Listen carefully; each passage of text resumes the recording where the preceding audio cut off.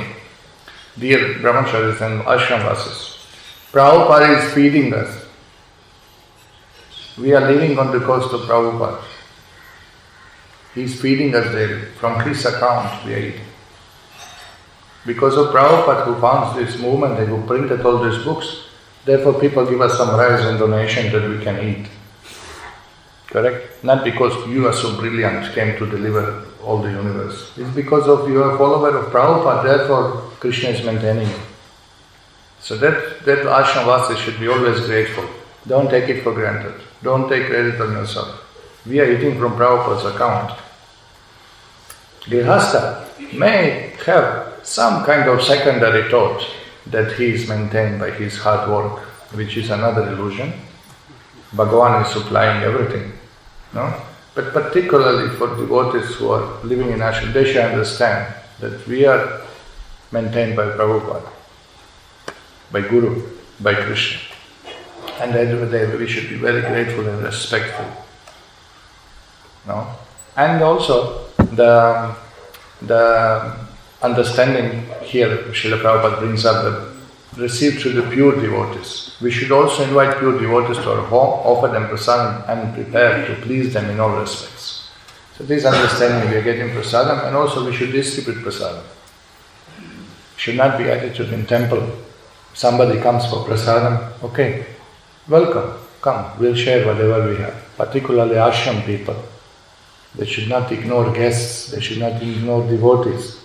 Somebody comes suddenly, Atiti, very good. Narayan himself has come, we should serve nicely, no? For ashram also, somebody comes and wants to take prasadam, he is most welcome. And whatever we have, we share, we depend on God. That should be that. Not that, oh, you have come, did you call? You didn't tell us.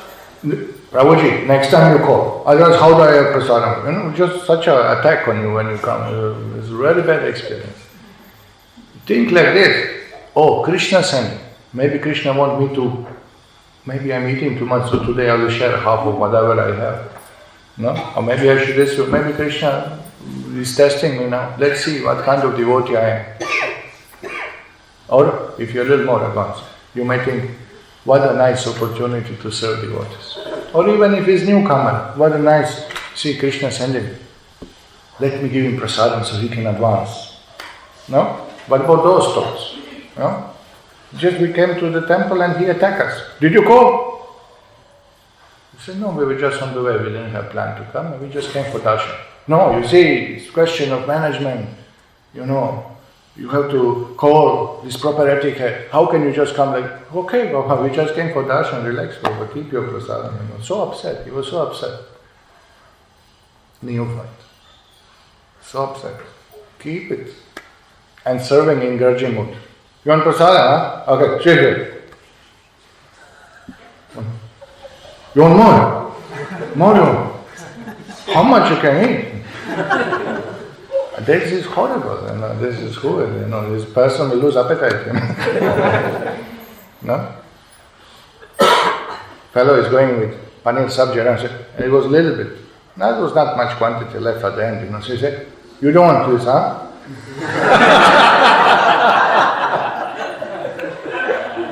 My goodness. It happened to us, you seen it? I couldn't believe it. You don't want, huh?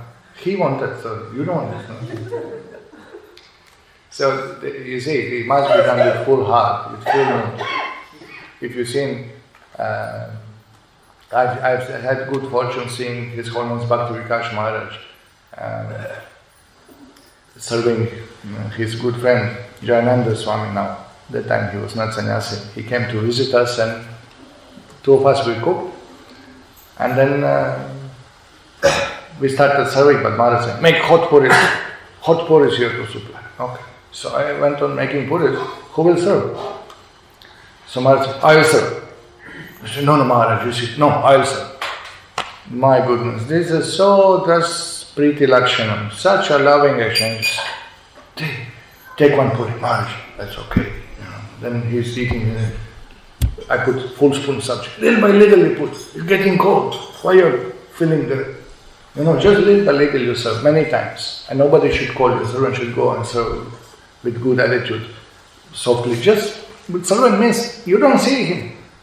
And of course, Maharaj is host, so he talks. He said, little sabji, this is, what sabji you have? I say, Maharaj, we have one brinjal, one chow chow. Oh, chow chow, chow chow. Maharaj is like inspiring him. Oh, chow, something good. Chow chow.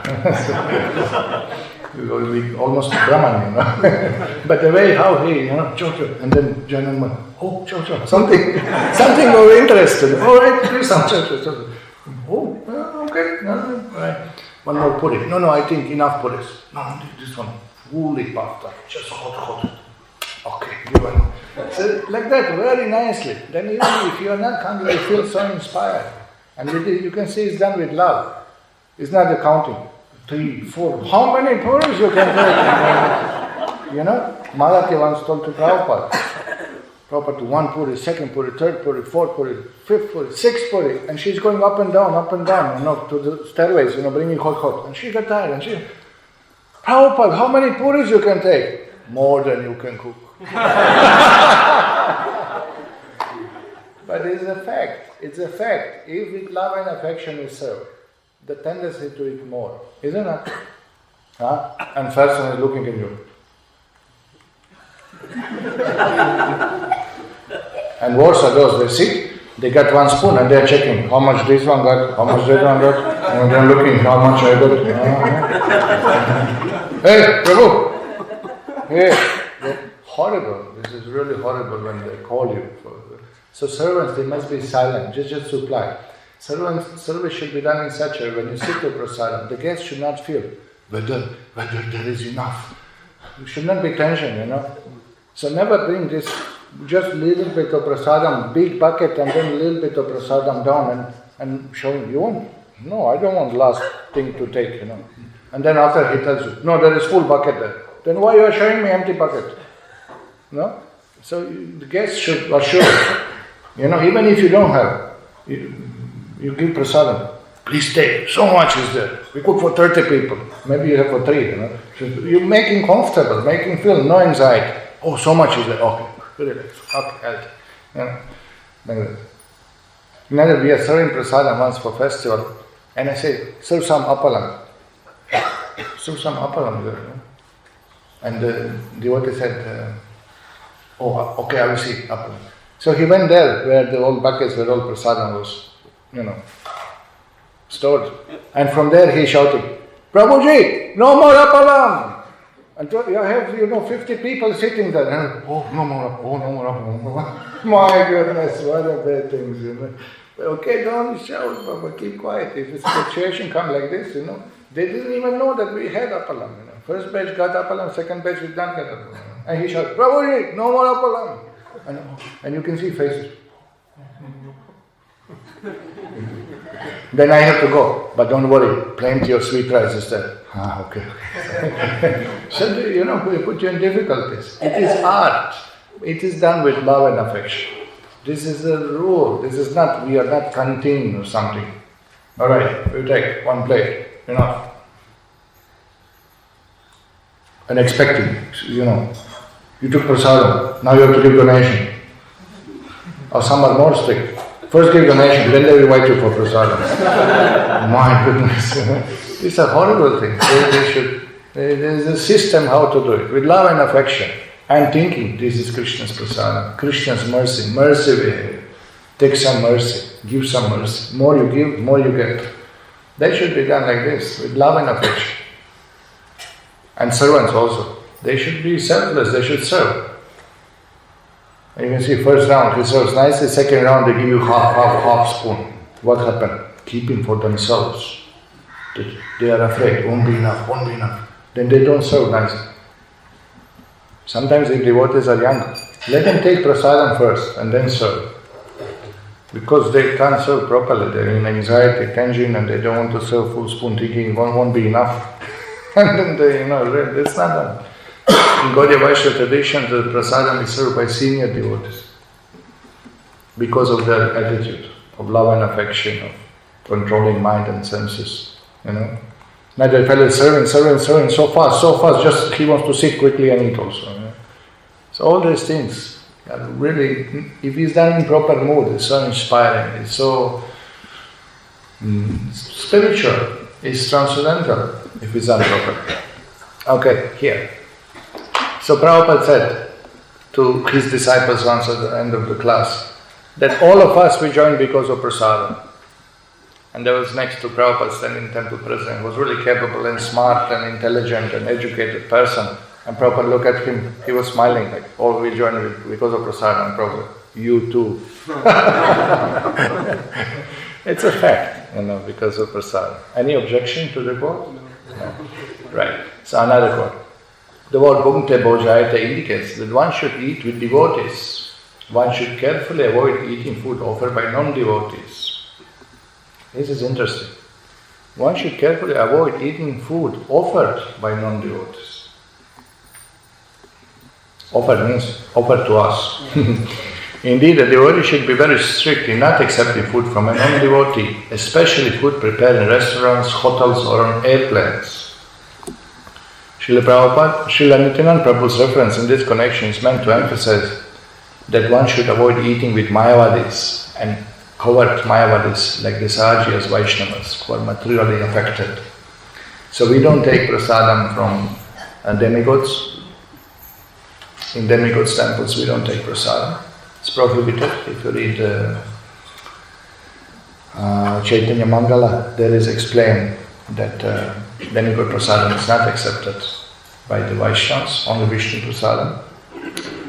There are very rare exceptions where the proper understanding is done, where the prasadam is offered first to Radha Krishna, then may be offered to devatas, then can be accepted. Because it's Krishna's prasadam, which even devatas they like to honor.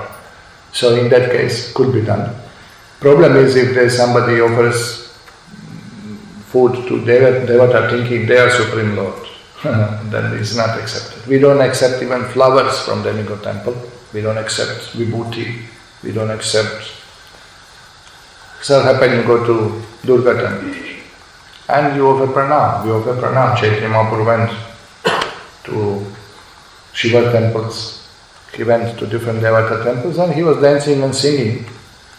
But there is no instance that he took prasadam. There is no instance of that. It is not accepted. So if you go to Shiva's temple or Durga temple, what do? They give you maha flowers, you come in front of altar, we offer pranam, we chant the mantras. Srishti, Sthiti, Pralaya, Sadhan, Shakti, Kshiram, Yathada, Divikara, Vishesha, Yoga. According to which deity we offer pranam, Yathada, Pallava, Yaa, Kumbha, Ganapati mantra, Shiva mantra, Durga mantra from Brahma Samhita, we offer prayer. We offer pranam from the right side, Vanchakalpatarubhyascha, treating them as a devotees. And when they give us flowers or vibhuti, we don't smell, we don't take. We accept gracefully because of respect to devatas. And then there is always place where you can leave them, respectfully dispose this. But, and what to speak of prasadam? There's no question of accept. Why? Because prasadam, which is cooked with love and devotion, if it's cooked for devata, then that sentiment will be invoked in our heart. So bhakti is exclusively for Krishna. Bhakti is not for anybody else. Bhakti is, if you take prasadam from devata, you'll get attachment to the devata. And Jiva is eternal servant of Krishna. He's not eternal servant of anybody else. Dāsa bhūto harereva nanya seva kadachana. Under no circumstance, Jiva is servant of anybody else than Hari. There is no question of serving the devatas in that way. But there is no question of disrespecting us. We understand these are ministers in Krishna's government, we have great respect. But for bhakti, we don't go to others. Just like a chaste wife. She respects all men, but there is love. Love is meant for husband. Love is not shared with others. Not in that sense. There is love for children, there is love for relatives, there is love for everyone till certain level. So same thing. We like Lord Shiva very much. Vaishnavanam yata Shambhu. We understand position of Durga Devi. We understand position of Ganapati, Kartikeya, everyone. Everyone is respected. Everyone is worshipful. We offer pranam. But we don't practice bhakti towards the devatas. That is avidhi purvakam. That is not approved by Bhagavad Gita. Okay, so now the Mayavadas. Avoid eating with Mayavadas. Even, what do you do now? You come to the temple, and even if they worship Krishna, but they have no proper philosophical understanding, what do we do? We came to the temple of Mayavadas where they have 5 deities on the altar. Vishnu, Durga, Surya, Ganapati and Shiva. Panchupasana. So one devotee said, anyway Vishnu is there, he accepted. But really the consciousness of the cook was what? These are all equal. Because they are on the same altar. The consciousness of one who offered said they are all equal. So now when you eat, this type of thoughts will come in your mind. It's contamination. And where is the question of bhakti? How Lord will be pleased with us when we are going and worshipping others? No? So the question of bhakti is very exclusive. Mam ekam sharanam vraja. Mam ekam, to me only you surrender. Bhagavan is demanding, is asking, exclusive surrender. So Mayavadi we don't take, we don't accept from Mayavadi's prasad. Sometimes it's difficult, sometimes you may be in very uncomfortable situation. Once we were in the Sringeri, we went to see their Gurukul, how the Vedic Gurukul runs. But this is a center of Mayavadi. So we just want to see how they organize themselves, where do they get kids, how they deal with government rules and so many things we were inquiring.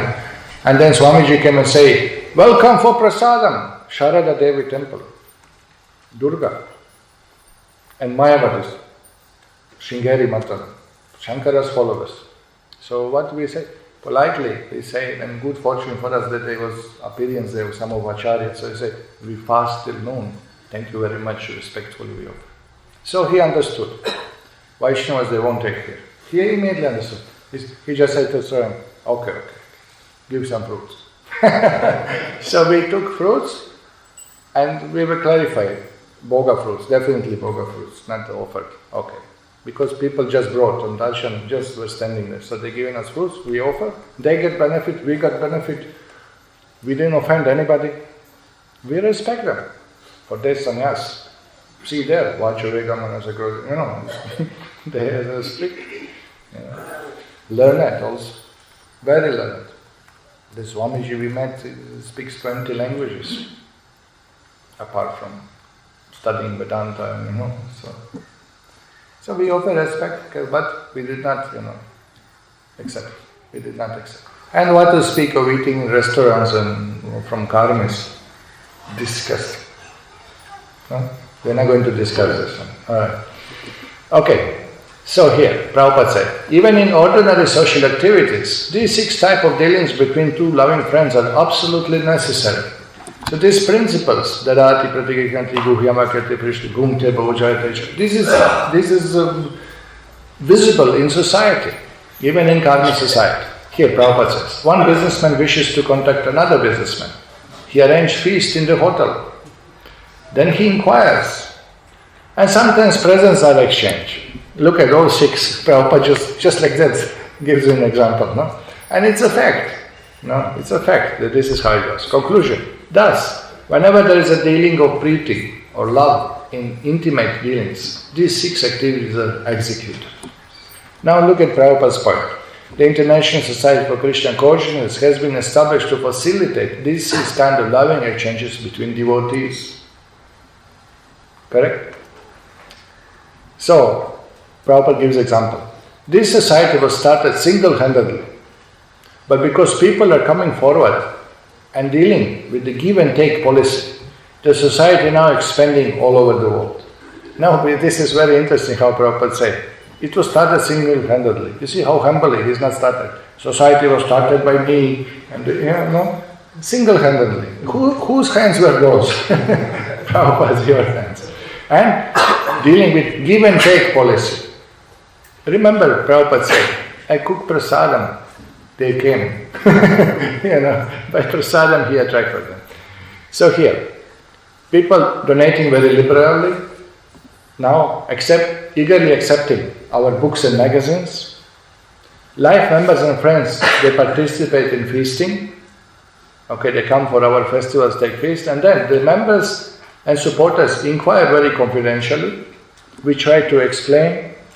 Again, Guhyam Atkati Prichati. You see how Prabhupada tells, look, this is our society is functioning like this. Correct? Like that. And you come to temple, take some prasad. Oh, very nice people. Oh, we have class, bhajan, nice darshan, we honor prasadam. Then 2-3 times you take prasadam, then fellow comes after 3rd time. I brought 1 bag of rice. I also want to contribute. You see, immediately that loving exchanges happen, no? And then you want to know more about these people. Then you inquire. Then they say, what is the tilak? What is the mal? What do you keep in the bag? What happened to your hand? So all this, naturally, in the West is very common, One grandmother told, I like these Hare Krishnas. Always they are nice and smiling, but they all sick. All of them have problem with hand, and everybody has tight hand. Anyway, this is... but because of prasadam, she could appreciate. Just because of prasadam, no. Now, Prabhupada is giving a living, proven example that he spread the whole Krishna conscious movement based on instruction of Rupa Goswami. Look at it. The life of the Krishna conscious society is nourished by these 6 types of loving exchange among the members. Therefore, people must be given the chance to associate with the devotees of ISKCON, because simply by reciprocating in these 6 ways mentioned above, an ordinary man can fully revive his dormant Krishna consciousness. See that? Of course, this must be prasadam. 𝐒𝐞𝐬𝐬𝐢𝐨𝐧 means the topic about Krishna. Correct? Bhukte bhojayate cheva dadati pratikrihnati, that means our books, our magazines, like that. So you see how potent is this 6 loving exchanges. And Prabhupada gives shloka, Gita 262. Sangat sanjayate kama. One desires and ambitions develop according to the company one keeps. It is often said that a man is known by his company. And if an ordinary man associates with devotees, he will certainly develop his dormant Krishna consciousness. So this is what we have to do. Every temple, Prabhupada said, you have to give prasadam, you have to distribute prasadam, you have to distribute holy name, you have to distribute books, and engage people. And people will reciprocate. Once we do this, people will reciprocate. There's no question of people not involved in not reciprocating if we do these 3 things. Prabhupada said that the understanding of Krishna consciousness is innate in every living entity, and it is already developed to some extent when the living entity takes a human body. So, quote immediately, Nitya Siddha Krishna Prem Sadhya Kabunai Shravanadi Shuddha Chitta Karayuda. That Krishna Bhakti is in everyone's heart. To love God, this is intrinsic propensity of the soul. This you cannot separate from the soul. Soul is made of love of God. It's meant to love God. And so nothing new we are introducing. Prabhupada says it's not some mental disposition of the mind or something like that, some hypnotic something imposition. No, everybody has tendency to love somebody, but originally that feeling is love of God. So this is the Nitya Siddha Krishna Prema, Sadhya Kabunai. Shravanadi, Shravanadi. Shravan means to hear. Adi, beginning with hearing, Shuddha Chitta Karayuda, the consciousness will purify and Krishna Bhakti will be revived, reawakened in the heart. So everybody can pick up. Means everybody can be purified and involved by these 6 exchanges. Everybody, because everybody has tendency to love God. Everybody wants God, but they do not know where is that source of that love. Krishna, raso aisaha, rasam hevayam, labdhanandi bhavati. Once you know that Krishna is source of all rasa, of all love, of all loving exchanges, then you become happy, you become peaceful, you become blissful. Labdhanandi bhavati. So this is the system. Here, pure love of Krishna is eternally established in the hearts of living entities. It is not something to be gained from another source. When the heart is purified by hearing and chanting, that love naturally awakens. Conclusions. Since Krishna consciousness is inherent in every living entity, everyone should be given a chance to hear about Krishna. So what is the process? How to do it? Simply by hearing and chanting, Shravanam Kirtanam, one's heart is directly purified, and one's original Krishna consciousness is immediately awakened. Krishna consciousness is not artificially imposed upon the heart, it is already there. When one chants the holy name of the Supreme Personality of Godhead, the heart is cleansed of all mundane contamination. In the first stanza of Sri Shastra, Lord Chaitanya Mahaprabhu says, Chaito Darpanamarjanam Bhavamaha Davagni Virvapanam. All glories to Sri Krishna Sankirtan, which cleanses the heart of all the dust accumulated for years and extinguishes the fire of conditioned life, of repeated birth and death. This Sankirtan movement is the prime benediction for humanity at large, because it spreads the rays of the benediction moon. It is the life of all transcendental knowledge. It increases the ocean of transcendental bliss, and it enables us to fully taste the nectar for which we are always anxious. So now really Prabhupada, you can see how Prabhupada, these 6 exchanges, how Prabhupada shifted to the holy name. the main gift we are giving to society is the holy name, actually. First exchanges among devotees, this is explained. Look now how discussion goes, how this purport develops. It's very interesting to see how Prabhupada is a preacher. Now goes on glorifying the holy name. Not only is the chanter of Mahamantra purified, the heart of anyone who happens to hear the transcendent vibration of Hare Krishna, Krishna Krishna, Hare Hare, Hare Rama, Rama Rama, is also cleansed. Even the souls embodied in lower animals, insects, trees, and other species of life also become purified and prepared to become fully Krishna conscious. Well, look at this benefit. Look at this benefit forever. Example is given. I explained by Haridas Ṭhākura when Chaitanya Mahaprabhu inquired from him how the living entities lower than humans human beings can be delivered from material bondage.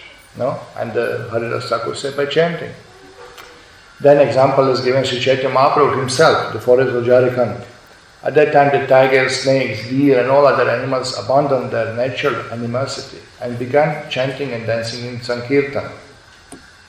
So Prabhupada said we cannot imitate activities of Chaitanya Mahaprabhu, but we should follow in his footsteps.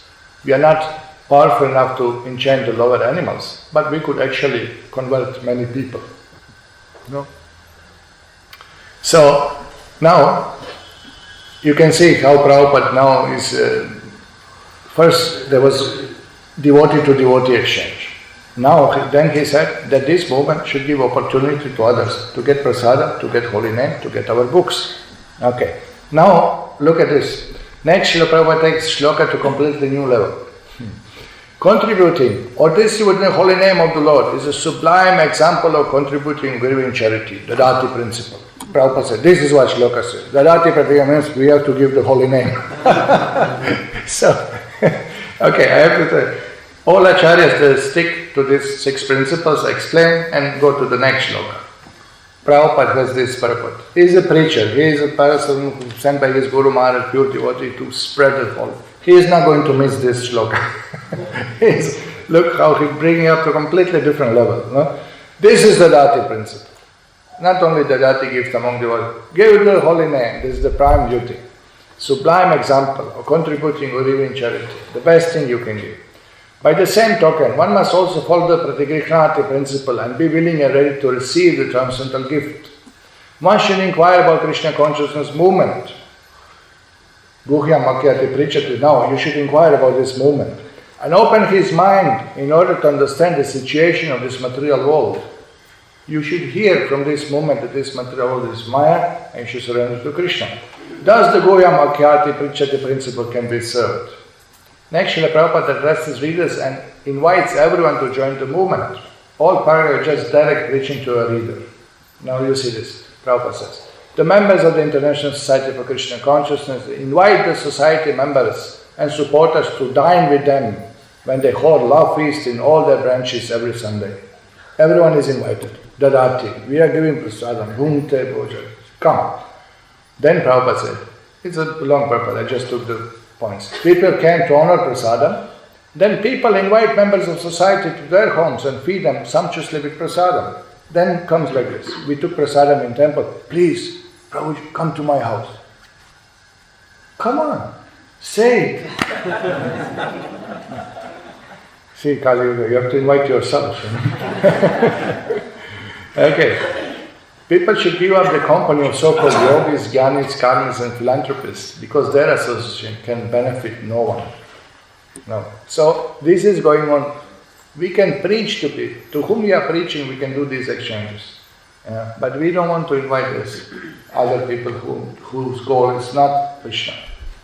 If one really wants to attain the goal of human life, he should associate with devotees of Krishna consciousness movement, because it is the only movement that teaches one how to develop love of God. You may say, how can Prabhupada say only movement, there are other devotees also? Yes, but you may say that even other sampradayas, they have knowledge about Krishna. But this movement is really distributing it. This movement is really giving to everyone. This movement is really sharing it with others. And practically, how you can actually develop love of God. We have a system. We have a setup in our movement how the jiva can change, how jiva can progress. And you can see other sampradayas, all glories to them, pranam to them, but they are not expanding. They have been reduced. Now a little bit because of ISKCON, some other sampradayas getting some life. They themselves told us. They even other GR from one Mat, Sri Vaishnava Sampradaya, they told us that because of you people, ISKCON, doing so many activities in Janmashtami celebration, distributing books, and you are on TV and you are everywhere, we have some young boys joining our movement also. And we have in Salem experience also this whole group of boys who were originally supposed to be attached to Sri Vaishnava, they were not practicing anything. When they came to ISKCON, they started coming for a few months, then they thought, oh, we should go back to our temple and do service there. And now all of them join full time in Srirangam, and they're doing great service. So ISKCON is giving life to others also. Even Udupi Swamijis, when they speak, they say, oh, we are very much inspired by ISKCON, seeing what ISKCON is doing globally. No? So like that. So it's a fact that this is the only movement that can actually bring up.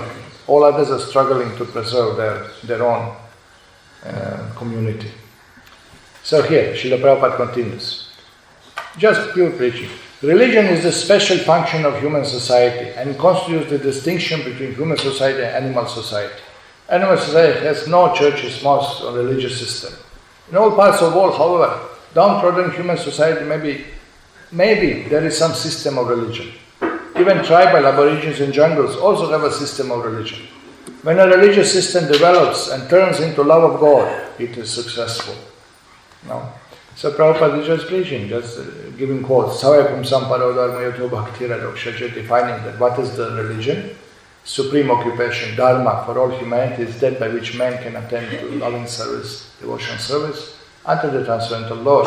Such devotional service must be unmotivated, uninterrupted, in order to completely satisfy the self.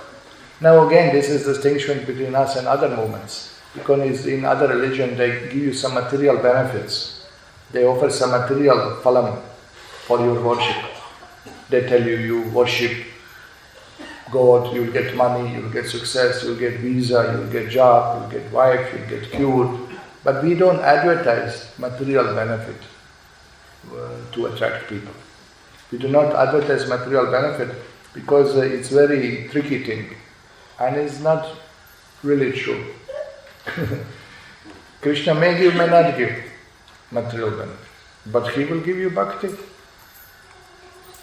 So we don't advertise this. There was I think that came in Back to Godhead magazine.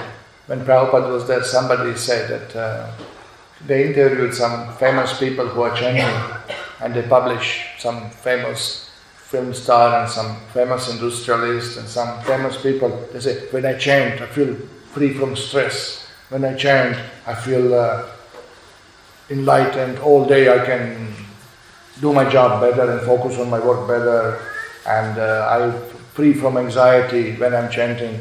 And Prabhupada said, don't publish this in our magazine. These are not fruits of chanting. This is not why we are chanting. Not that you chant to get free from tension and mental pressure, and when you become peaceful, you go on pushing more your job and earn money and forget Krishna. No. Yeah. What's that? He also changed the whole editorial board.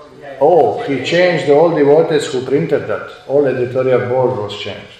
No? So they should not be, So recently we had one of our temples printed invitation for Janmashtami over some yagya, some abhisheka. What was it? Narsingha Chaturdashi Gatha Yatra. You buy Narsingha Kavacha for 5,000 rupees or 25,000 rupees, and then for success in life, business success, if you have no kids, you will get children, family problems, health problems. What was that other really horrible advertising? Prabhupada would not allow. This is not done. We don't. Immense wealth, incomparable happiness, good health, great success. Great success, health, wealth. Peace of mind, come out of anxiety. Burden, free from the burden of debts. Free from bad influence of doshas. Oh. Attain immense wealth and growth. Oh. Chalo, let's go. Remove obstacles is an education, business and life. Yeah, so this is cheating. It's a cheating. I give a simple example. For example, somebody told me, you go to temple, I have a problem. We say, no problem, chant Hare Krishna and be happy. We also say like that. Come to temple, chant Hare Krishna and be happy. But in temple, it is expected that the sadhu, a devotee, will tell you, this is material life, this is karma, this is punya, this is papa. You chant Hare Krishna, you are free from all this stuff. You become a devotee of Krishna. Then all your Shabbos will be free. We have to spell it out. Now, if I say, okay, what problem I have? No job. And one devotee said like that, you come for 1 month, 30 days, every day to temple, bring one coconut, go around the deities and chant Hare Krishna Mahamantra 1 round every day for 30 days and you will get job. Okay, so I will be enthusiastic. Okay, 1 month, not bad deal, no? 1 month, 10 minutes, 1 round, 1 coconut, 10 rupees, 1 month, 300 rupees. 300 rupees I invest, maybe I will get a good job. It's a good deal, no? Let's check it out. Okay, so I do it. 30th day, I finish my puja, I offer pranam. Bhagavan is, oh Lord, who bestows the jobs. We don't find this type of prayers in Bhagavatam, but we can introduce. Okay, then what happens? If I get the job, what will happen? If I get the job, wow, it works. God is great. Next. Now next. Bhagavan, how can I go walking to the job? Car I need, no? Correct? He will not stop praying for material things. He will say, great, works. And he will pray, hey, go there. Broken leg, go there. No wife, go there. You know, it will be like this. Correct? He is not approaching God for bhakti. He is not approaching. So you may say, gradually, he'll get purified. Perhaps, maybe. Okay. What happens? I got the job, I pray for the car. After 30 days, no car comes. What do I conclude? It's not working. Mantra is not working. Let me try one more time. 1 more month I try. Because first one worked, second one didn't work. 50-50. Correct? So throw the coin 1 more time. Third month doesn't work. Useless, your temple, your mantra, God is not reciprocating. But somebody told me, Shirdi Baba is reciprocating. And tomorrow you find in his house, golden tiles are removed, Shirdi Baba is placed. You understand what is the problem with preaching material benefits? It's a big problem. From beginning you tell, whether you have job or not job, you are going to leave body, you are going to leave all these jobs. But if you remember God in time of death, so you chant Hare Krishna for bhakti. Whatever circumstances doesn't matter. Whatever. Apratihata. Poor, rich, have job, no job. You chant, you become devotee. Then, yeyatamam prapadate, times tateva bhajami. Krishna will take care, you don't worry. Doesn't matter. Matters only bhakti. Then man gets strength to go through the difficulties. Even if he loses job, even if he has no car, still he has devotees, he has God, he has shelter, he has his bhakti. No material obstacles can stop, nothing can stop you practicing bhakti. Person is sheltered and all his problems arise from forgetfulness of the Lord. We should not forget this. It's not that problem is because no job or problem is no wife. Problem is we forgot Krishna. This is the source of all problems. And this is really solution. Never preach this carrot showing, that phalam showing. Don't preach like this. Prabhupada never preached like that. We say, problem. Don't worry, everything will be okay. You just come and chant Hare Krishna.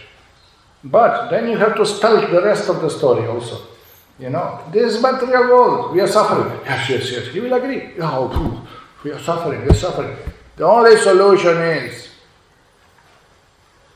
what? To become devotee of Krishna, to surrender to Krishna. That is the only solution. What? Sarva-dharmam parityajya mamekam sharanam vraja. Aham tvam sarva-papebhyo mokshesh. Mashicha, don't be afraid. We are suffering because of your papas. I will deliver you from papas, Krishna says. Reactions from your sinful reaction, I will deliver you. So we have to preach like this. Okay, here. Prabhupada says, if the members of human society actually want peace of mind, tranquility and friendly relation between men and between nations, they must follow the Krishna conscious system of religion, by which they can develop their dormant love for Krishna, the Supreme Personality of Godhead. As soon as people do so, their minds will immediately be filled with peace and tranquility. You see, Prabhupada said, you people want material benefit, you want peace, you want happiness. Right. Develop love for Krishna, then you will get it. Correct? You see, he didn't hide dormant love for Krishna. Correct? Only through Krishna you can get peace and prosperity and tranquility and stop the wars. It's a fact. It's a fact. If all devotees are there, if everybody becomes devotee, there will be no war between China and Russia, and there will be big feast, Sunday feast, Chinese items. Next Sunday, Russian items. Correct? Next Sunday, American items. Next Sunday, Indian items. Correct? There will be feast. Dādāti pratigrihati. No? There won't be war. There won't be tension. There won't be mess. Unless they fight. Whose zone is which for preaching? Okay. So Srila Prabhupada continues with Bhaktisiddhānta's purpose. Now warning by Bhaktisiddhānta. 6 exchanges only amongst devotees, not with Mayavadis. Now this is warning. And I was thinking, who would do that? They're doing it! I not mention names. Srila Bhaktisiddhānta Sarasvatī Ṭhākura warns all devotees engaged in broadcasting Krishna consciousness movement not to speak to the impersonalists, Mayavadis, who are always determined to oppose such theistic movements. Don't make friends with Mayavadis. Don't. Nobody will change them, we will influence them. Dādāti pratigrihati. Okay, Dādāti pratigrihati. Boom te bojayate. You give prasadam, next time you go to his mat taking prasadam. I'm not so hungry to ruin my bhakti. You know, better fast. I have nicely bhakti lata bij growing, you know. No? It is so dangerous. But once you got caught up, you make friend with Mayavadis, then you have to reciprocate. How can you reciprocate? No? So it's very tricky. Look at this. The world is full of Mayavadis and atheists, and the political parties of the world take advantage of Mayavad and other atheistic philosophies to promote materialism. One of the famous Mayavad in India said, industrialization before spiritualization. You heard what he said? Industrialization before spiritualization. He said, already you have so many temples, now give us factories. Huh? So first give people food to eat, then we'll worship God. Atheism. And he was wearing saffron robes. Horrible. They even back a strong party to oppose the Krishna consciousness movement. The Mayavadis and other atheists do not want the Krishna conscious movement to develop because it educates people in God consciousness. Such is the policy of atheists.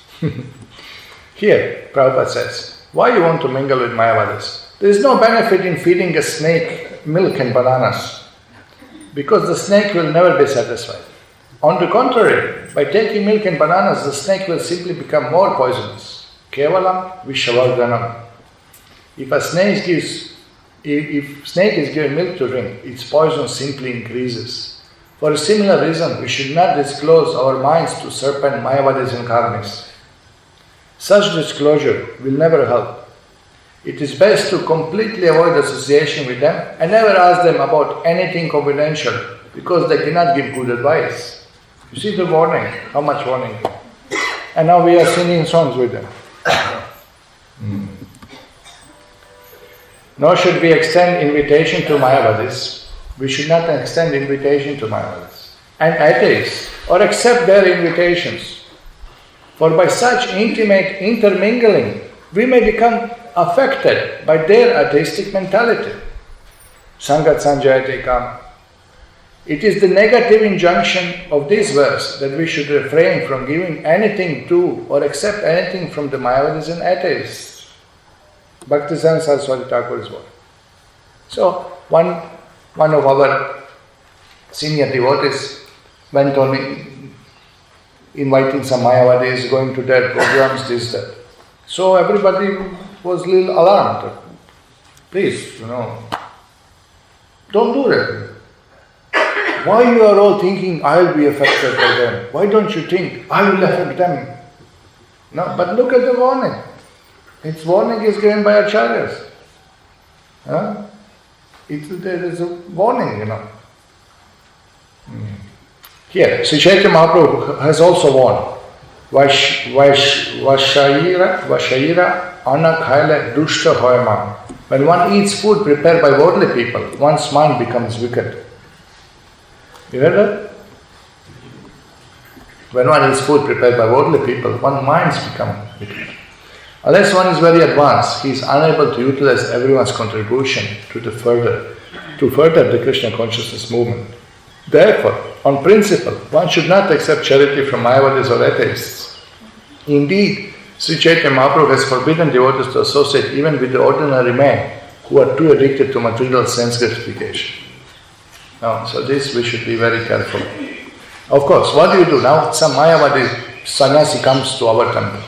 What shall we do? We receive him nicely, give him garland, Mahaprasada, take him for darshan, give him some of our books, feed him with prasadam up to neck, and tell him, come again. That's all. When he says, oh, we brought prasadam from our temple, thank you very much, it's all recorded. We bring Goswāmī, feed the cows. You're not going to take. Yeah? And come to our place. Yeah, we'll come. Give us chance to do bhajans and speak. We'll do preaching to them. Not that we hear from them. No? But then correct? Then they will also speak. Correct? How Prabhupada mingled with Mayavadis. We can learn from Prabhupada. Japan, 1975. Burijan Prabhu, Banu Maharaj, other devotees were there with Prabhupada. Devotees just started preaching in Japan, Tokyo, and it was difficult. So there was a big Hindu community there, and they organized the program for Prabhupada. Mostly Indians. Mostly means 99%, I think, except Banu Maharaj, Japanese, everyone else was Indian. Okay. So, the Hindu community, they have their own Swamiji there. Paka Mayavadi Swamiji. So, the men who organize say, look, we'll all call all our community, so Prabhupada can speak 1 hour, and our Swamiji will also speak something. So our devotees say, okay, no problem. And then, they the devotees ask, please get some, flowers for making garlands for Prabhupada. So these men given double money. He said, make 1 garland for Prabhupada, 1 for that Swamiji also. So devotees say, okay. What they did, for full money they purchased and make big garland for Prabhupada, and Swamiji they given the old Prabhupada's yesterday's garland. Okay, then the program started. Prabhupada gave lecture, and everybody was happy, clapping hands, Jai Ho, Prabhupada. And then the main host announces that, and now our Swamiji Ananda will, give the speech. So host is showing to Prabhupada, please come down from Vyasasana. Come now, our Swamiji will sit on Vyasasana. And Prabhupada just turned the head there. He didn't want to come now. He's Acharya of Vaishnava Sampradaya, now he is going to hear some local Mayavadi speaking. He's not going to hear. Then the host is saying, Swamiji, please come down. Prabhupada didn't look at him, just turned the head. Now Indians, everyone is watching. They all know. They could not understand why Swamiji is so tough. He's not polite. Okay, you come now, you speak. And no, he just didn't move from the Vyasas. And then this Swamiji Anandaji, he was kind of polite. Take it. Okay, you see, no problem. I will stand and speak. So he gave a mic and he started talking. He was speaking in Hindi, I guess. Another chair. They gave me another chair or something, whatever. He was speaking Hindi. He was speaking in Hindi. So these Prabhupada's disciples, Americans, they couldn't understand what he's speaking. He's talking, and you can see Prabhupada fried, completely angry. He just didn't like what he's speaking. He's speaking, God has no form, How can Vaishnava, pure devotee, hear this? The God has no form, no senses, and all are one, and all will come God, they will all merge into Brahman. And just after, in the middle of his speech, Prabhupada told his disciples, start kirtan. And then suddenly, in the middle of speech, you see three devotees, Hare Krishna, Hare Krishna, Krishna Krishna, Hare Hare. What is happening here? Just stop him speaking. He did not tolerate him speak. So these hosts get fried, and Indian community also were confused. Why Swami is acting like this? They can't understand. How is going to hear, pure devotee is going to hear this blasphemy of the God in the name of Mayavad, So this host came after and said that, Swamiji, I was willing to offer one flat for your society. He's going to start preaching in Japan. But I think my flat is not suiting your purpose. He was frightened, he was disappointed, he didn't want to give. And Prabhupada said, all right. Men came out of the room and Prabhupada said, anyway, he was attached to his flat. So you may say, if Prabhupada was a little tactful, he could smile a little bit, tolerate what this Mayavad is speaking, and we could get a flat and we could preach. But Prabhupada did not compromise. And what happened? We got full house. What flat? We got property in the house after by preaching. Krishna supplies. But the principles of sticking to the pure bhakti without compromise, this is Srila Prabhupada. I don't think today's ISKCON leaders, most of them, are not ready to do this, what Prabhupada did. Of course, that doesn't mean that young devotees should go around and fry everyone without any understanding, preaching, just... You have to explain. When you preach, you have to explain why we don't worship demigods, why we don't worship August Gurus, why we don't eat outside, why we don't... We have to explain to people. They respect you. We have donor who 25 years he is inviting us home for prasad. Mr. Lakshmi Chandra. 25 years I am refusing. And he is not frightened with me. Why? Because, yes, Prabhuji, I respect you, like you very much. You chant Hare Krishna and you cook, not the servants. And we will take prasad. But he is not chanting, he understood. Now he is not inviting him. You see, we stick to our principle. He is very close to us, he helped us so much. But he is respecting us. Then another family came. I said, Swamiji, why don't you come to my house for lunch? And Lakshmi Chandra explained, not me now. No, Lakshmi Chandra. No, you have to take Diksha, then only they will take. They will not take. Now he is on my side. He is protecting me. He's saving me from trouble. You understand? It's so nice. He knows now. And then even his wife comes with some appalams. And he's looking appalam. Prabhuji, appalam I can give you, or means to carry it, to fry it in the temple. Even this much he's asking now. I said, no problem, appalam. You see, and they respect you for that. They respect you for not eating aram. First they get a little sentiment, oh, you're not taking my house. No, we'll take, but first you have to offer to Krishna. Means you have to cook with love and devotion. Means you chant some rounds, then we'll take. Not that rich people invite you for lunch and maid servant is cooking. Maybe meat eater. No? Once we were invited by the initiated devotees, and Guru Maharaj was invited. So, as soon as we come to house, Maharaj understood, oh, this is big house, most probably they have maid servants. So Maharaj told me, go kitchen, see who is rolling chapatis. Mataji or servant or maid servant. I came in kitchen and maid servant is rolling chapati. So I told Mataji, please, for Maharaj, you make chapatis. The lady is not chanting, she is not devotee, she cannot touch the fire. And that lady was so happy, oh yeah, I'll make for Maharaj. She was so happy. No? But we didn't tell, if Maharaj didn't, Krishna giving higher intelligence to understand what is happening, you think they are cooking. She is not cooking, she has maid servants cooking. No? Maid servants, maybe meat eaters. Maybe, perhaps. So, when we invite for prasadam, be careful, be careful how to deal with that. Okay. See here, Prabhupada said, the conclusion is that we should always keep company with devotees, observe regular devotional principles, follow in the footsteps of the acharyas, and in full obedience carry out the orders of the spiritual master. In this way, we should be able to develop our devotional service and dormant Krishna consciousness.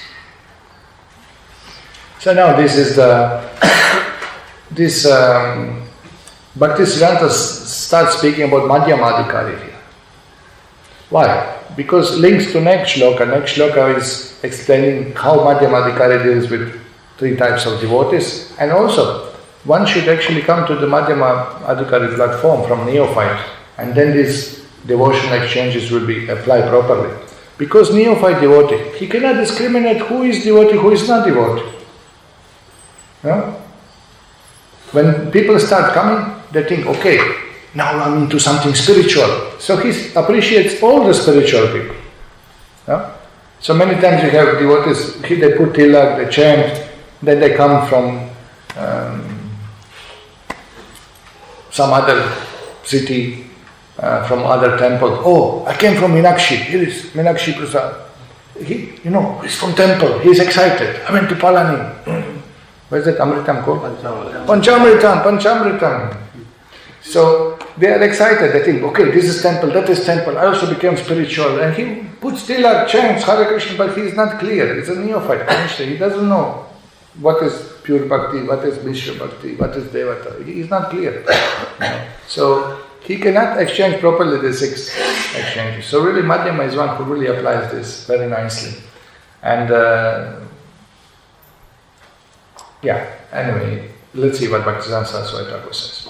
The devotee who is neither neophyte nor Mahabhagavat, greatly advanced, but is within the middle status of devotional service, is expected to, first, love the Supreme Personality of Godhead, makes friend with devotees, show favor to ignorant, and reject jealous and demoniac.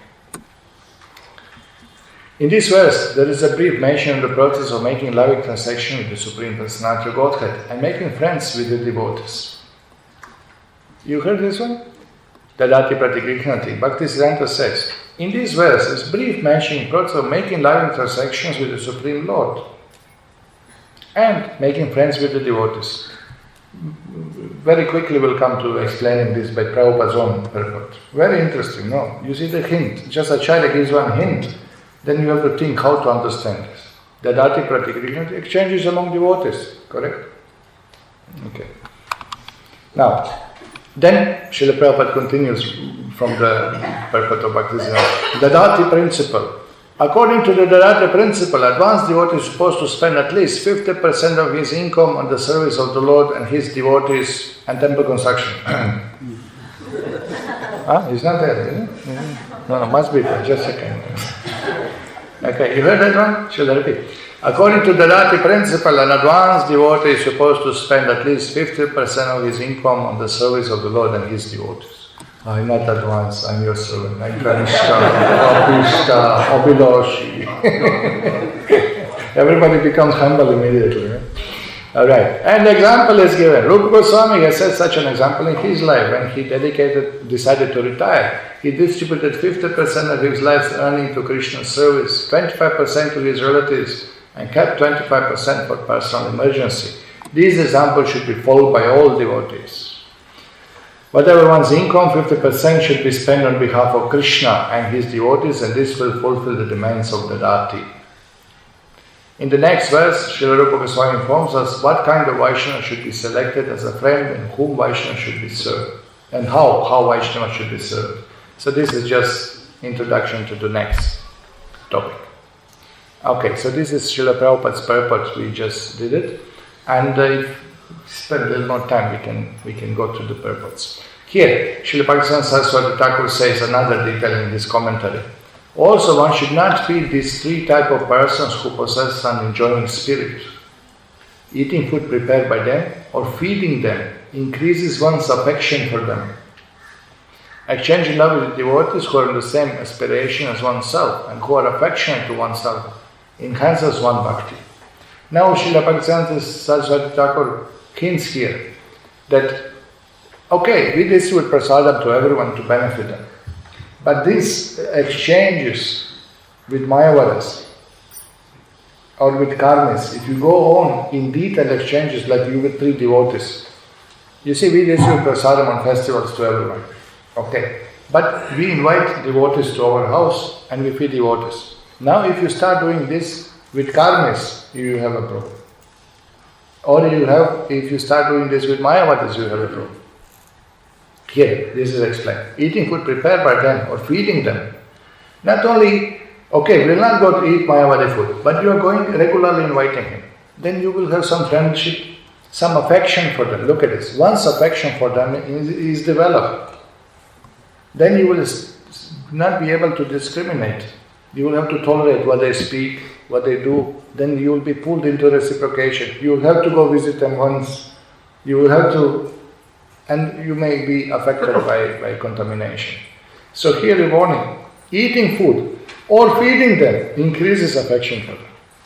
So these 6 are meant exclusively for devotees. This is different. We are distributing prasadam to everyone. This is different. This is we are with attitude making them devotees. But these exchanges, I invite you, you invite me, I invite you, you invite, that is only among devotees. This is not done with others. Is that clear? Okay. Now, Srila Prabhupada's quote. Look at these 6 exchanges. Now Prabhupada speaks about.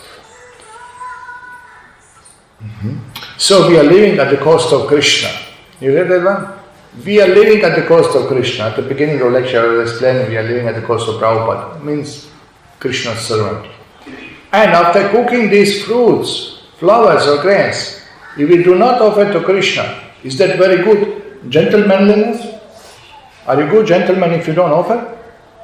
Okay. Now you know what means Dadati Pratigrinati to the Supreme Lord. You see the principle. Prabhupada speaks about it. Correct? Dadati. Krishna is giving us everything. Pratigrinati. We are offering first to him. You see this? Dadati Pratigrinati. On which level is that? That's why Bhaktisiddhānta says, this shloka hints exchanges with the Lord and his devotees. Correct? I take so much from you. And simply, nicely, and very cleanly cooking the food stuff. If you offer to Krishna, then what is wrong with it? The rascals, they say, oh, they are heathens. Heathens means pagans, idol worshippers. Aborigines who worship idols without understanding. They are worshipping some stone. Just see. These people are criticizing us. Why are you offering to the deities made of stone or metal or something? No? But Prabhupada says. So these are all less intelligent persons. God eats. Krishna says, Tadaham Ashnami, I accept, I eat. No? So you see, this is principle of Dadati Pratigrinati Bhumte Bhojate Chaiva with Bhagavan. Same principle of love. Okay. Now Prabhupada continues. Suppose you love somebody, boy or girl, then you will give some present. And he or she gives you some present. That develops love. You give something to eat. And whatever he or she gives you to eat, you eat. You disclose your mind. My dear, such and such, I love you. This is my ambition. Prabhupada, this is my ambition. And he or she makes some disclosure. These are the exchanges of love. But what Prabhupada is talking about. Okay, here you go. But if there is no person-to-person meeting, where is the question of love? If I claim to love somebody, but I visit his house only once a week and ask, please give me such and such. Where is the exchange of love?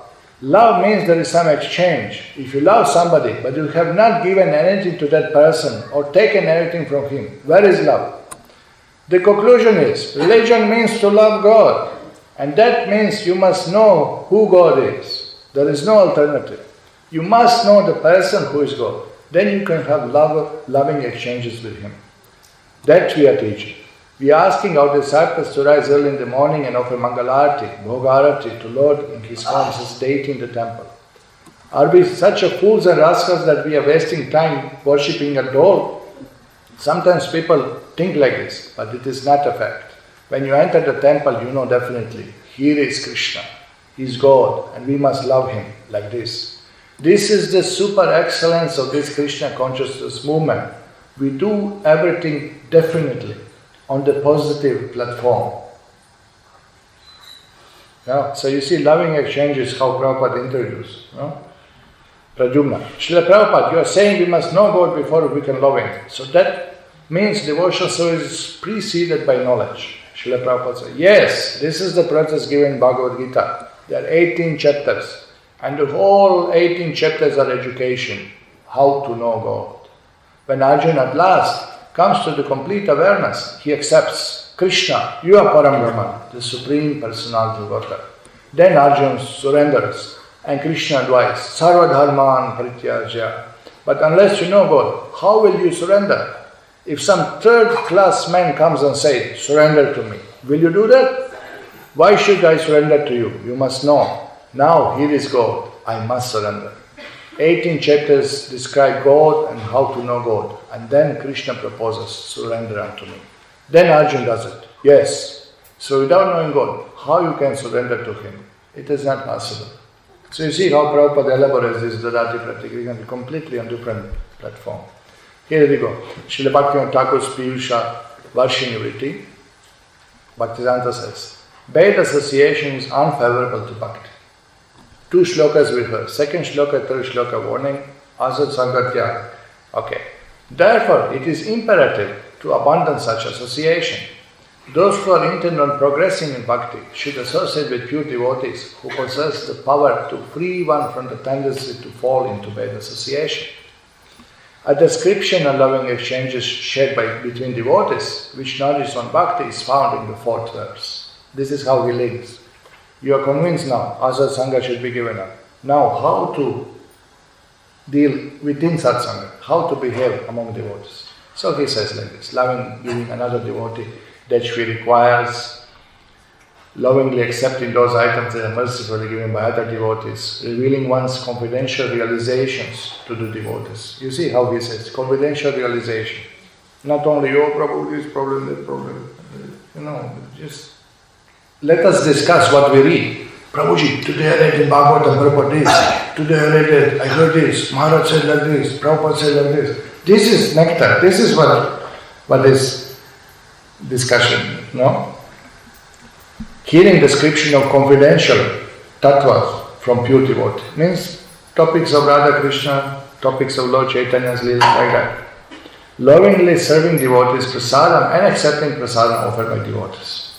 These 6 kind of exchanges constitute association with saintly person, satsanga, and in its pure form. These 6 activities are symptoms of love. One should serve sadhus by the performance of these activities. So this is important. Prabhuji, Mataji, once we come to your house for prasadam, or you come to somebody's house for prasadam, some harikatha should be there, some kirtan should be there. Bhunte bhojayate. No? We came to one house program.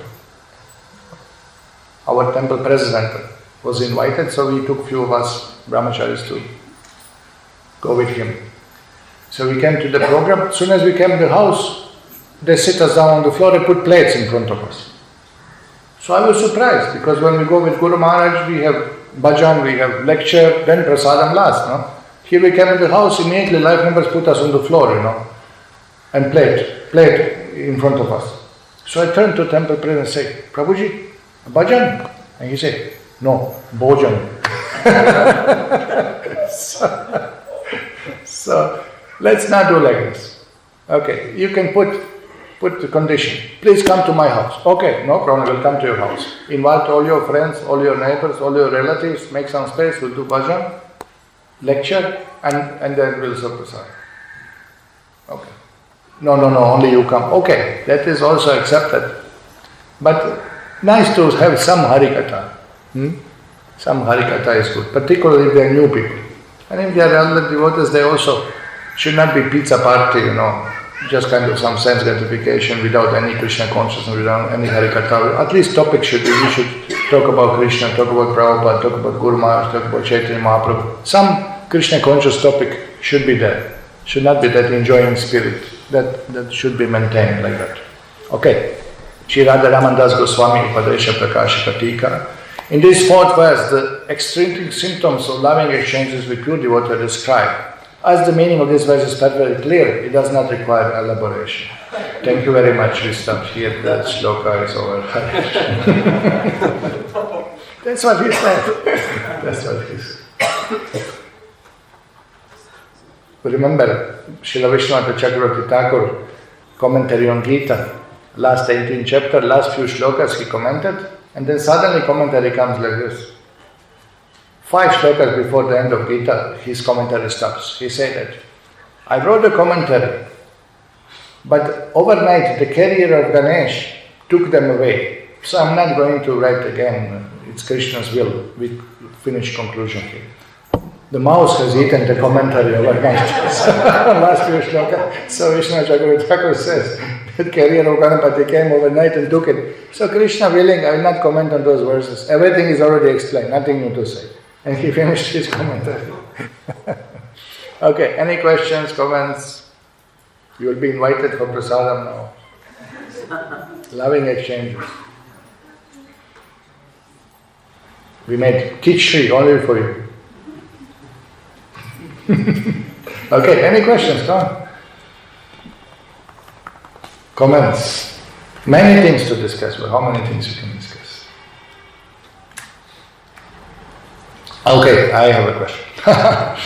No, somebody asked, do we take prasadam in Śrīrangam, in the Tirupati?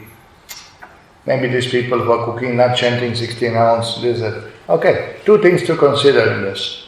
When you go to Śrīrangam, Tirupati, Puri, you may say that maybe their pujaris who are cooks, brahmanas, maybe they are not chanting 16 ounce like us, they are belonging to different sampradaya. And definitely they are following 4 principles, means we assume they follow 4 principles, nobody can guarantee. But they are brought up from pure backgrounds, from Brahmin families, which gives you some kind of assurance that they are not gross sense gratifiers, they are definitely not meat eaters or something like that. But very idea is that we are going to the Śrīrangam, Tirupati, Puri, Dwarka, places like this, that they are holy dhams, kshetras. And Lord is so kind, and we accept prasadam with that consciousness that this is Ranganath prasadam, Balaji prasadam, Dwarkadish prasadam, So that attitude of us, that also helps us, save us from any contamination, that we respect very much to get any little mercy, prasadam from the Lord, from those holy places. So that should be respected. Srila Prabhupada was asked by Revati Swami at that time that sometimes in the house programs, for preaching, Prabhupada would accept invitation from life members. Even they are not chanting 16 ounce or anything like that, but they are pious people. Prabhupada would not accept invitation from meat eaters.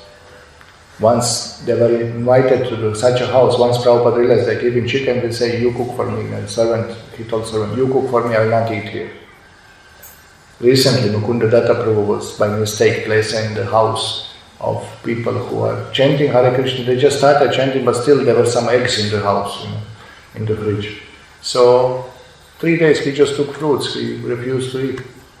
So this is the principle.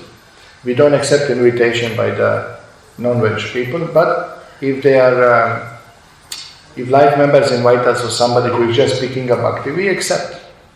We accept and we tell them that, look, once you finish cooking, we'll show you how to offer. Then we show them how to offer, we do a little bhajan, we do a little lecture, and we may honor prasad. Now in Salem we are a little strict for our own safety, that we told everyone, no, unless you are initiated, we don't accept prasad. So all devotees, they are more eager to take initiation. But Srila Prabhupada would accept. He was a very pure soul, and for preaching's sake, he would accept many life member houses. Prabhupada would go with devotees and say, your only service is eat prasadam. And life members, they would feed you up to neck, pious people. Bombay, they did so many programs from Juhu, Prabhupada with devotees. And Prabhupada would accept, and Rādhā-ramaṇa Swami one day say, Prabhupada, can I ask one question? Yes.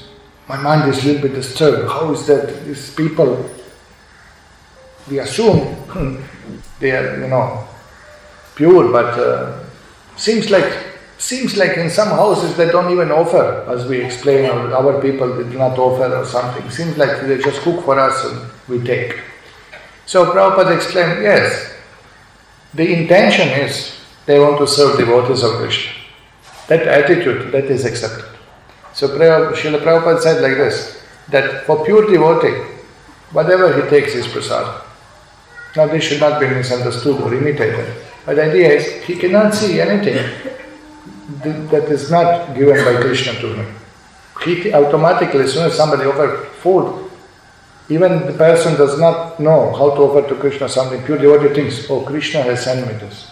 Krishna is maintaining me, Krishna is doing. So whatever he eats is prasadam. He cannot, even if people forgot to offer, it's accepted as a prasadam. But Prabhupada told him, but don't preach like this, it will be misunderstood.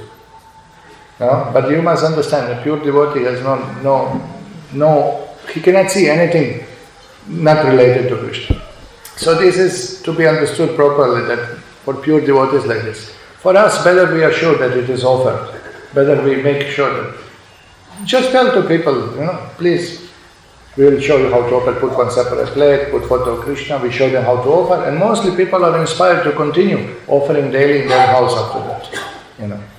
Mostly we are not accepting like these invitations, but if happen, for preaching sake, can be done. But then be assured that offering is done, and explain to people why it is done, how it is done, like that. This is important to understand.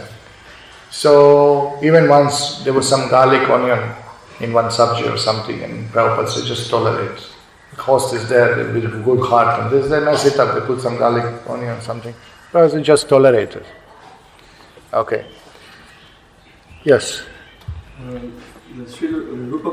So point is like this, for the sake of preaching, we can live, not that we are liking eating around, and it's not that we are so eager to go here, eat, go there, eat, go. It's not for the sake of eating. If it's for the sake of eating, it will be cause of fall down. It's for the sake of preaching, then Krishna protects us. Krishna will protect us. Somebody offers something, well, for the sake of preaching we accept, so that people can get benefit like this. But it is not that because of eating we want to go and, that is wrong attitude. So this should be very clear. If it's for preaching, we are always protected. But if it's for the sake of pleasing the tongue, then it's not good attitude. It's very bad attitude, that it will be cause of fall down. Yes, Prabhupada. The practical application of this sloka, we have a guru, we have senior god brothers, those devotees are advanced. When we have difficulties, we have we are some minutes we get fried and then we go away from Krishna consciousness. But this process is so nice that we can always open our mind and then get ourselves relief from whatever mishappenings and continue to advance in Krishna consciousness. This is a valid point. Chitari Prabhu reminded us that reveal your mind. Sometimes some misunderstanding is there amongst devotees, or misunderstanding even with Guru Maharaj, not understanding his instruction properly or something. Don't hold it in yourself, you burst out. Just reveal your mind. Reveal your mind confidentially to somebody in whom you have a confidence. Somebody you have respect for. You will faith that he will not mistreat you. Come and tell Prabhuji, this happened, that happened, how do I do, what do I do, how do I act? And then you get the guidance. And then so much mental, for months and months somebody is disturbed. Everything will become clear in few seconds. So this take advantage, Shri said, take advantage of this. Take guidance from senior devotees, and if they want to advise you also, please hear. That's also important. So this is a good, if any difficulty, something, then tell us, then we will help you. Tell us, whoever is there, and we'll get help. If we tell to Guru Maharaj, this happened, like this, okay, then you do like this. We may immediately take action, how to help us advance. So this is important in spiritual life. And also, it takes time to develop relationship. Relationship in the temples, in the Krishna conscious society, are through the service. We want relationship to the service. We don't want relationship because I'm counter, you are counter, so we are friends. Otherwise, these Naidus, we don't like them. That is contamination, not like that. This community, that community, we are Brahmins, we'll all invite Brahmin devotees for lunch, we'll not invite other Brahmins. That's bogus. But devotee is devotee, there's no question, Brahmin devotee or non-Brahmin devotee. Devotee is transcendental, supposed to be. No? But this is how we should see. That should not be there. This community, that now Vaishnava community, Prabhupada's family. We are all Achyuta Gotra. That should be also there. So many things are there, many details. Yes, please. Nowadays, when you give example to others about how Prabhupada, dealt with, like the example that you gave about the Mayavati, how he dealt with it, and you tell them somebody, they say that, oh, I am not Prabhupada. Right. And they escape like this. Right. You are not Prabhupada, so you cannot do what Prabhupada did. But Prabhupada said, do as I do. Prabhupada said, do as I do.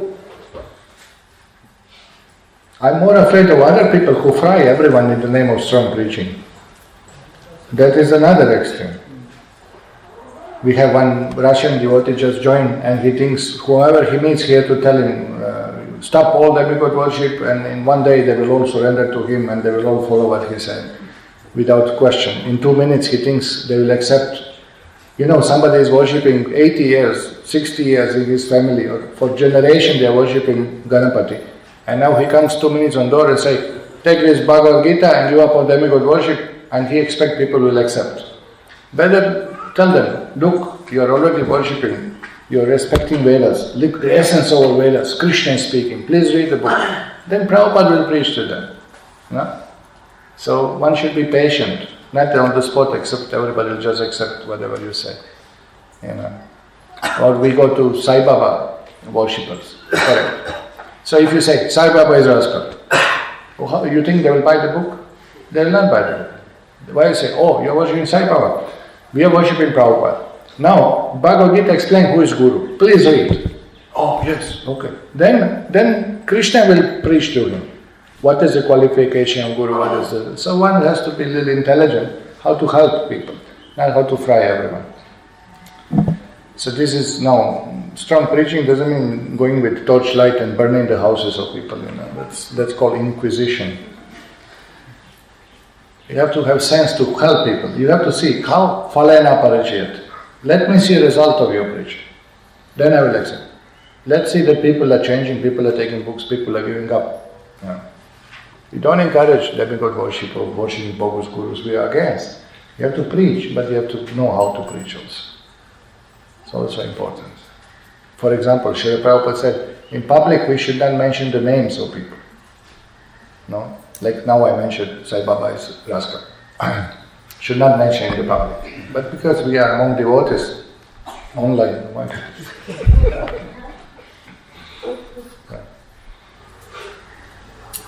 like they publish that article which is from Chaitanya Charitamrita about Vallabhacharya, the Chaitanya Mahaprabhu, scolded Vallabhacharya. So our people published back to Godhead, and Prabhupada was not happy with it.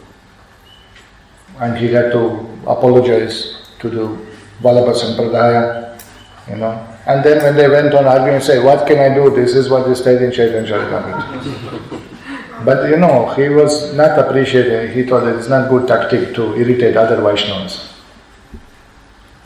So a little bit intelligence required. Enthusiasm without intelligence, simply disturbance. You saw? What did you say? No, it's difficult to, Prabhupada, but Prabhupada told us, he set the standard, why should we are now introducing? I'm not like Prabhupada, but I'm changing what Prabhupada did. Then you are more than Prabhupada. You are not less than Prabhupada. Why you are changing? No changes. That's not possible.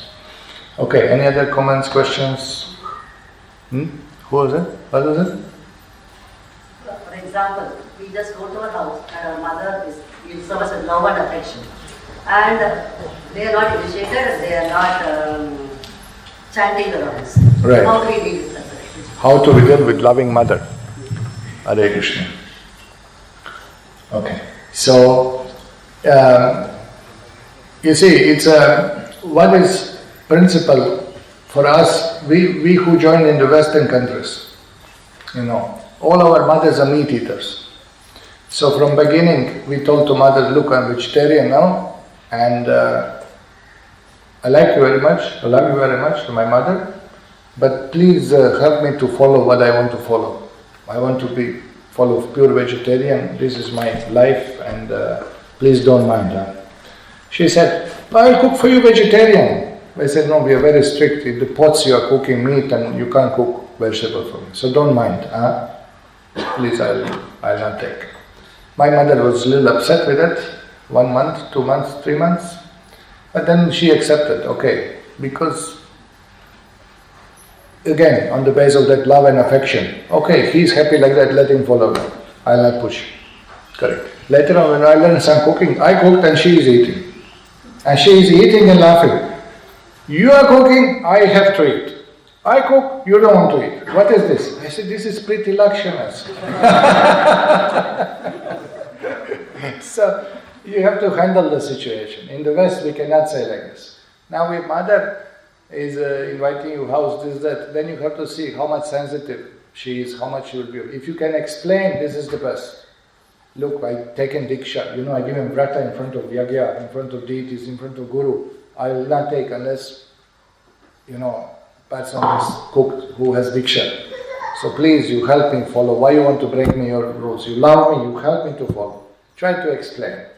And if she is overwhelmed with sentiment, then you pray to Krishna, Krishna, what can I do? Otherwise she will start criticizing Krishna and Guru and ISKCON and temple and devotees unless I accept. Then under that condition you accept it and say, Krishna, protect me. For preaching, to make them pacify or something, you can accept. We are not so that same moment will fall down and Krishna will protect, nothing happens. But you have to honestly, you have to judge. Can I tell them or not? Correct? We had the boys who were 2-3 years, even 4 years coming to temple chanting, but they never told parents they are chanting. They didn't know how to tell, what to tell, nothing they told. So when we invited them full time to temple, they are ready, but they don't know what to tell parents. Then what we did, we send them all home. Go home and tell to the parents you're going to join full time. And they came next day and parents were okay with it. 4 years they didn't spell it out. Correct? I know anybody here? And they, they didn't know how. Just go and tell them. Mataji, Pitaji, Saradharmam Parityaja. And they took little time to digest. But they are pious people, and it's okay. They are okay. Where is it? Kalemut?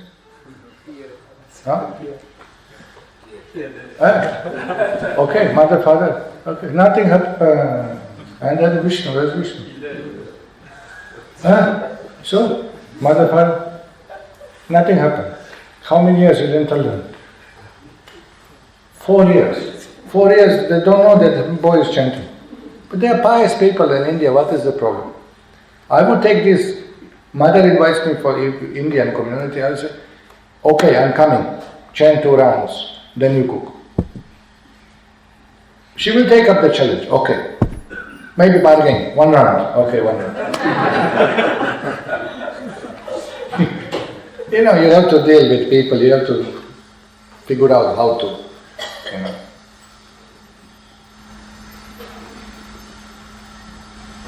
like that. Any other? Wow, such a lecture. Nobody is raising hand. Please come for prasadam. Nobody. What is this? They never understood anything. So much endeavor. Come on, at least one invitation. Yes, done. Thank you very much. We are coming. Okay, thank you very much for coming. Śrīla Prabhupāda ki.